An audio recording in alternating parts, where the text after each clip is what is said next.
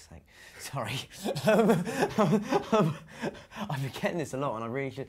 It's, you know what, it's, I mean, I know, like, the first few lines of Howl, and a few other bits and pieces, but I don't know, I've never spent as much time committing it to memory as a lot of other poetry that I love. It wasn't, I suppose, as part of the research, it wasn't really, you know, he hadn't written any of those poems yet, so I didn't have to learn them to play him in this film, I guess. But I mean, so it was more about looking at his diaries for me, right. And sort of going to that, because that's where you get a very vivid impression of him as a young man, and as somebody, you know, and you sort of see the differences in him at that age between who he is and who he wants to be, and that's kind of, yeah, that was a lot of fun to sort of look into. Do you have a favourite beat poetry line?